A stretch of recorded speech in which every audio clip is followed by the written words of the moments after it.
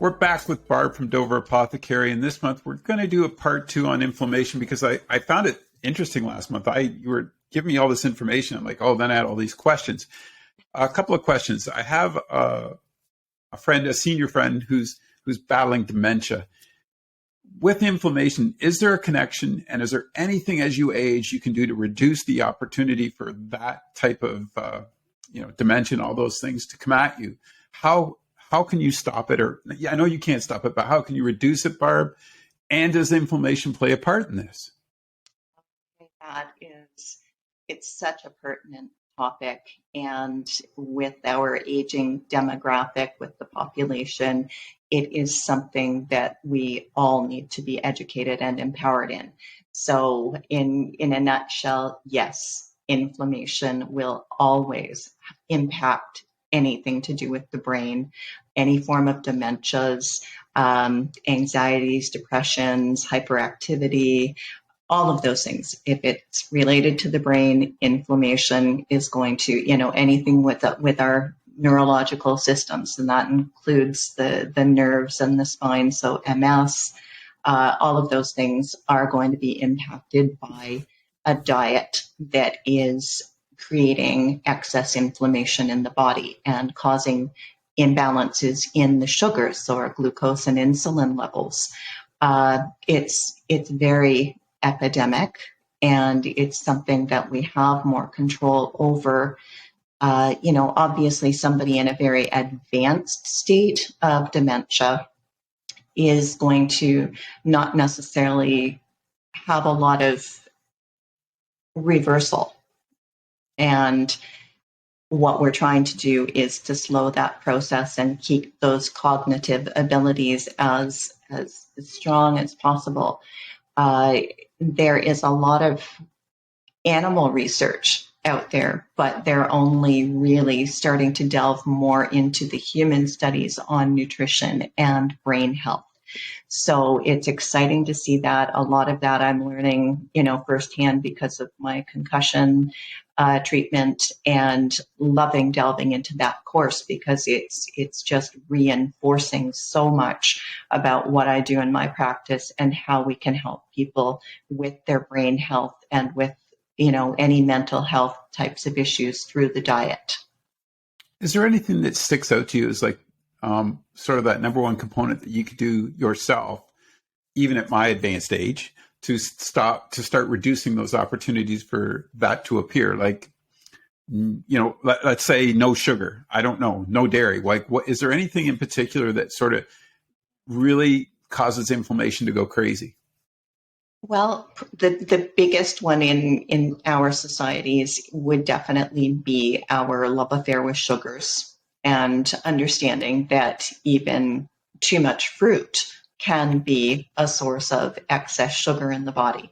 So when we look at something like the ketogenic diet, which, when we talk about epilepsy, that was when ketogenic diets first began to be studied, and their effect on reducing the epileptic episodes that people were having, the seizures. So we know that the best source of fuel for the brain is actually ketones, but because our diets are so high in sugar, then the body, it's easier for it to use glucose.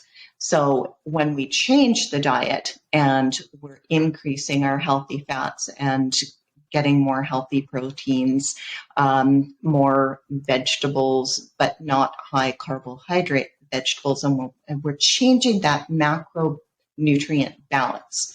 So with no more than 30 grams of carbohydrates in our diet a day, which is a really, really low consumption of carbohydrates, we're actually changing up that fuel source for the brain. And initially, people they're going to feel a little bit fluish, maybe irritable, because you've suddenly changed the terrain in the body, you're changing the microbiome in the gut. A lot of things are getting changed. So you can expect that first few days to weeks to not feel as well as you'd like to. But after you've sort of crossed through that, you're going to have a renewed sense of well-being. So The metabolic balance diet also does this with the body, not as dramatically as the ketogenic diet.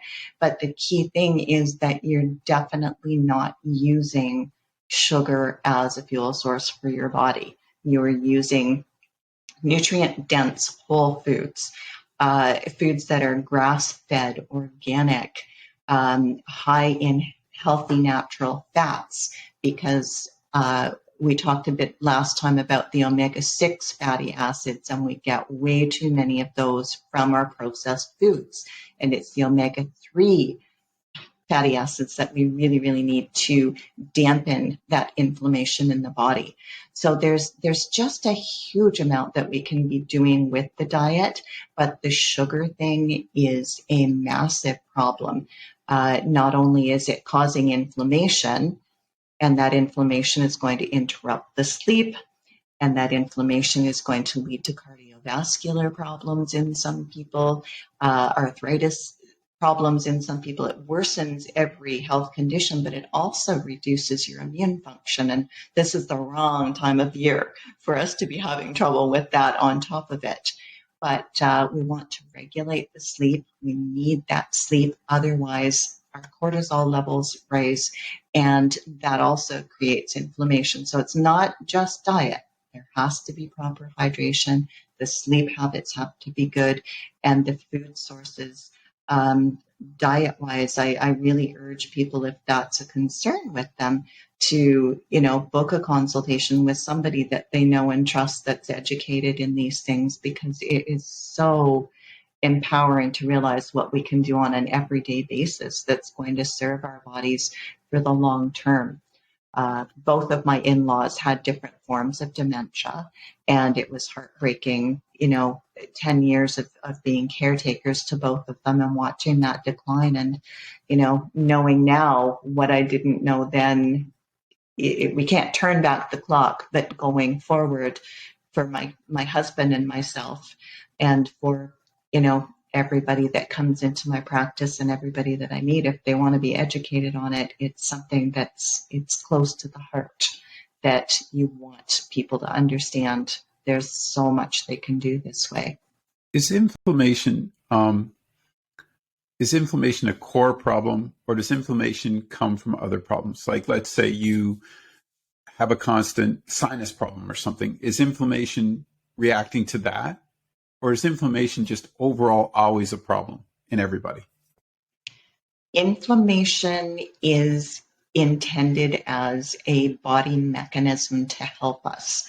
And when it gets out of control, that's when it starts to have devastating consequences for every person. I mean, we all know somebody that has joint problems, and we all know somebody that always has sinus problems, or maybe they have lung problems or digestive problems. So we have to take into consideration that we have our genetic intrinsic weaknesses, and then there's environmental. There are many, many, things that are brought on by injury. So it's an acute inflammation. So when it's in its right place, it's designed to be body protective. But because our diets are so inflamed and full of those sugars and full of highly processed foods, that's when that inflammation really starts to get out of control, and that's when it becomes damaging instead of helpful. So we need to regulate that in the system. And the easiest way, honestly, is by understanding what we're putting into our bodies as far as our foods, and making sure we're getting enough healthy, clean water. Even our thought processes. You can have the healthiest diet in the world, but if you're stressed, you're still going to be inflamed. So it's a balancing of all of those things. And holistically, that's my approach, is we look at all of those factors. We look at baby steps in how we can help people to make those changes so that they don't feel overwhelmed by those changes. But we definitely have to regulate that inflammatory process. And when we look at the way our food has changed over the years, and there's not enough talk about the genetic modification and the different things that are put on our foods in this country compared to the foods in Europe. And when we look at wheat or other grains and any genetic modification and the glycophosphates that are put on them, it changes the structure. It makes the gluten content is 40% higher in grains now than it was, and they don't use those things on the grains in Europe. So we're not seeing the same sensitivities when people are showing wheat intolerance or gluten intolerance or celiac disease. It's because of what we're doing to our foods that we're seeing that increase. So it's not sort of just a catchphrase that everybody should, avoid wheat, because that's not necessarily the right thing for every person. But we have to look at where that food has come from, what's being done to that food, and then how our body receives that. Because if it's affecting the gut, it's affecting the brain. There's no two ways to separate that. If you're inflamed, that inflammation's affecting the brain, and it's affecting everything else that your body is challenged with.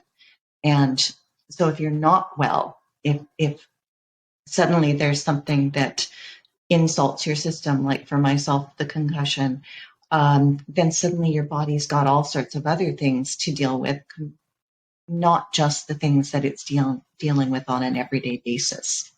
So there's two things I want just to follow up on real quick. Again, I'm going to preach physical fitness, get out there, eat right, do the right thing. But you mentioned a critical word, and I don't think one of the ones I want to go back to and get a little more input on is sleep. Yeah. You mentioned that, and I know that you've taught me over the years your gut is working while you're sleeping, processing.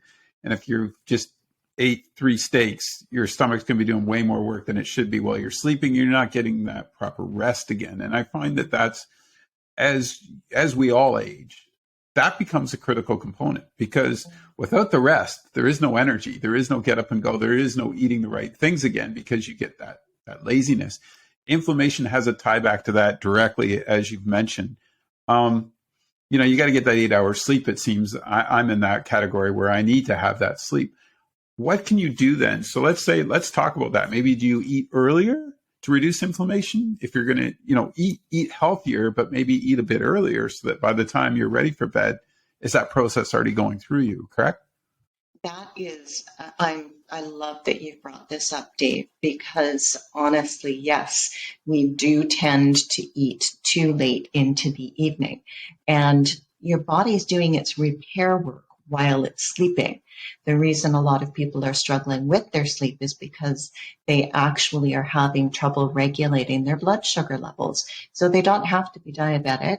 They could be pre-diabetic or just suffering from something called dysglycemia because they're eating the wrong things and eating it too late into the day. So that's a really great thing for people to start keeping a food journal to see what it is. And it has a space on that journal typically for your overall well-being. And you can start to see these connections in how your food is affecting your sleep, your mood, your bowel habits, your energy levels, all of those things. So it's a really helpful tool. But yeah, if we're not sleeping, those cortisol levels are going up. That's causing every calorie to be stored more as triglycerides, which go to your fat cells. So people are finding, well, but I'm eating less. And if it's the wrong food, even though they're consuming fewer calories, you're still having that imbalance in the blood sugar levels. And that's totally going to affect your ability to fall asleep, to stay asleep, to have all of that cascade of the proper hormones, and the right microbiome in your gut. So it's all connected. None of it is just as simple as taking a supplement and it's all going to be better. There are definitely things that can help that way. Some really, really amazing products that can help people break that cycle. But we have to look at making sure that we're not eating too late in the evening so that body can start. And I would say 7 or 8 in the evening should be everybody's cutoff point, and to make sure that they're getting enough protein and fiber and healthy fat in that it shouldn't be a really high carbohydrate food, because then they're getting that glycemic wave where the insulin and glucose and everything are being interfered with. So we want things that can keep that blood sugar stable. And that is one of the benefits of fiber. but those healthy fats and that protein are going to keep things more stable. There's something called intermittent fasting, which you can take an 8-hour period of the day. So generally, you don't eat before 10 in the morning, and or even noon, and then you would eat at 4 and 8 at the latest. But better would be 10, 4, 10, 2, and 6. That is a great 8-hour window for eating, and the rest of the time you're not eating. You're letting your body repair itself, because when it's not struggling to digest, it can go to work doing those other jobs.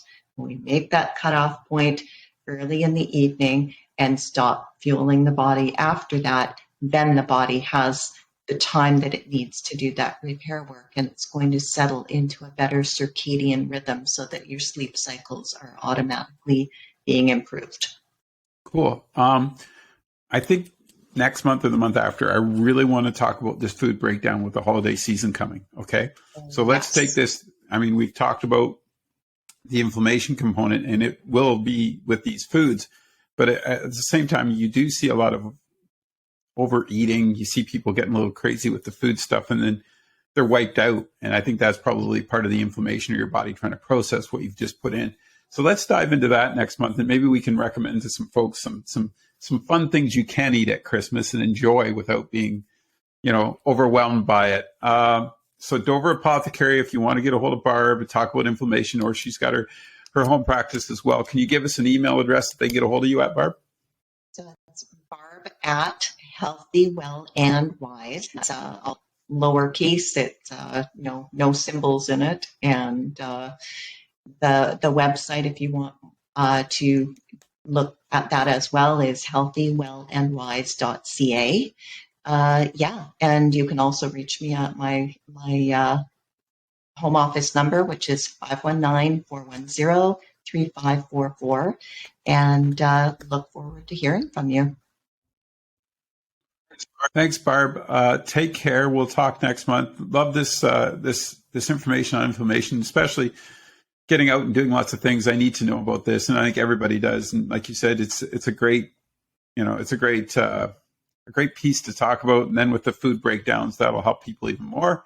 Have a great day and take care. Stay well, stay active, everybody.